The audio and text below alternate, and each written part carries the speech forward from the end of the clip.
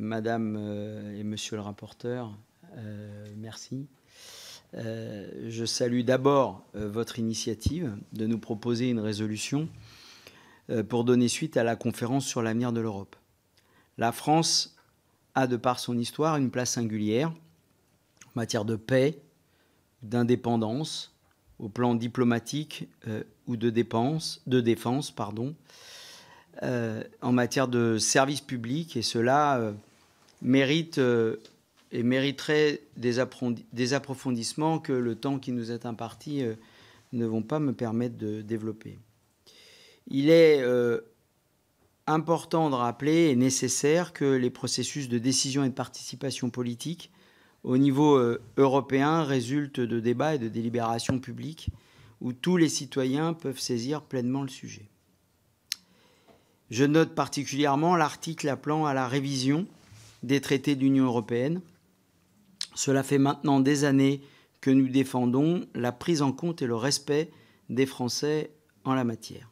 D'abord, ces traités sont antidémocratiques.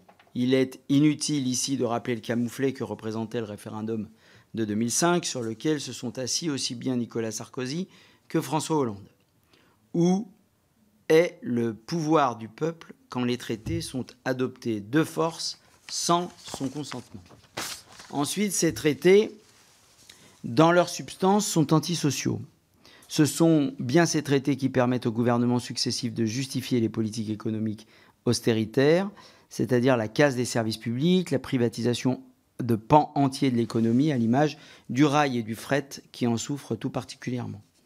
Les conséquences de ces politiques de contraction de la dépense publique ont des conséquences directes et implacables sur la vie de nos concitoyens, et il est temps de remettre l'édifice européen à plat afin de le transformer en un instrument au service de l'intérêt général et non à celui des plus riches. Je salue pour finir le travail du groupe de la gauche, co-présidé par l'eurodéputé Manon Aubry au Parlement européen, qui montre la voie en obtenant en avril dernier une directive ambitieuse sur le devoir de vigilance des multinationales. Ce devoir de vigilance oblige les grandes entreprises à œuvrer pour prévenir les risques liés aux droits de l'homme et à l'environnement et à la santé tout au long de la chaîne de valeur. Cela signifie qu'elles ne pourront plus se cacher derrière des sous-traitants et seront directement responsables. Je vous remercie.